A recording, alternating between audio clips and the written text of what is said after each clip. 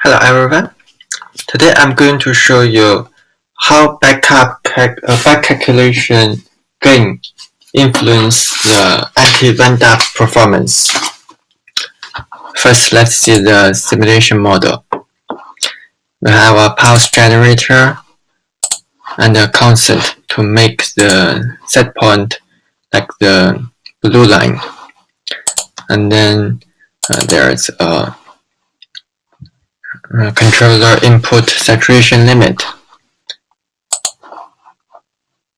a controller, plant actuator, and then the plant delay time, and this mixer loop.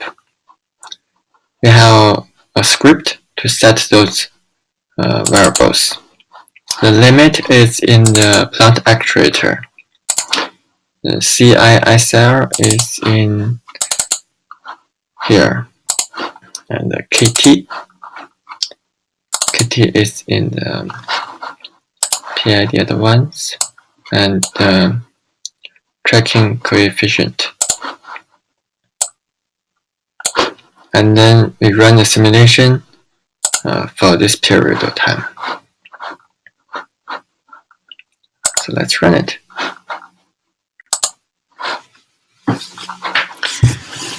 Originally, we make the back calculation gain to be 1, and the inverse of this gain is the time constant of the anti-windup loop. So we can see here the yellow line goes down, and the speed can be described as the time constant. So I'm going to show you what will happen if we make this gain, this back calculation gain, larger or less, how this will influence the system. First, let's make it less. Let's make go by 10.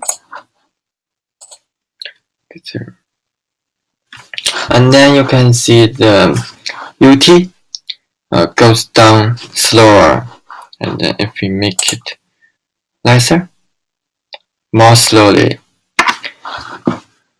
From here, we can see the UT didn't discharge to the saturation limit until the time the set point changes. So this has some influence on the output. Let's go back. If we see, originally it looks like this. There's some overshoot. But if we divide this by 10, there's no overshoot, but the rising time is longer. Let's keep dividing by 10. Now, at time 100 seconds, the yellow line, you can see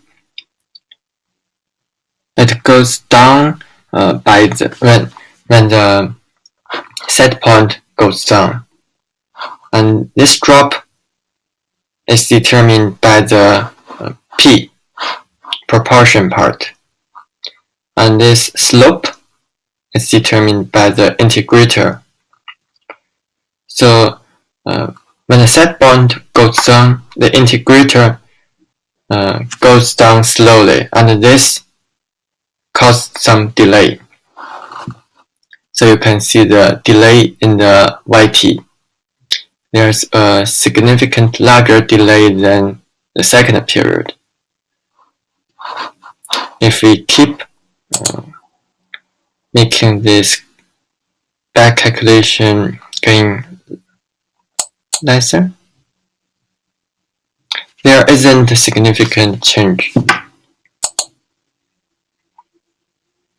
Yes. Alright, so let's try to make it larger.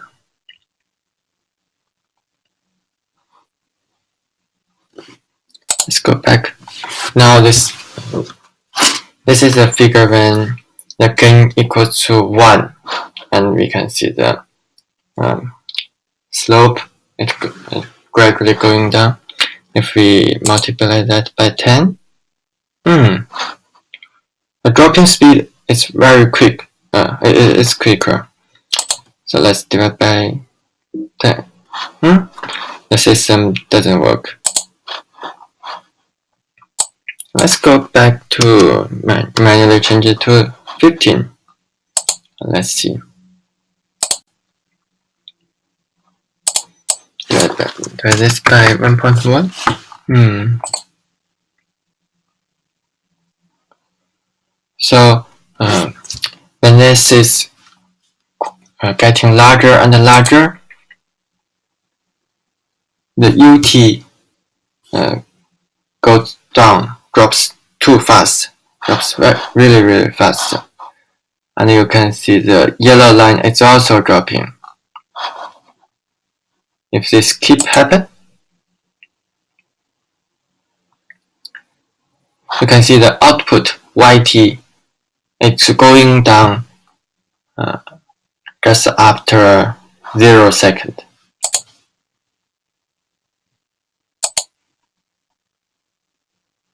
So this is not what we want, and this makes the performance worse.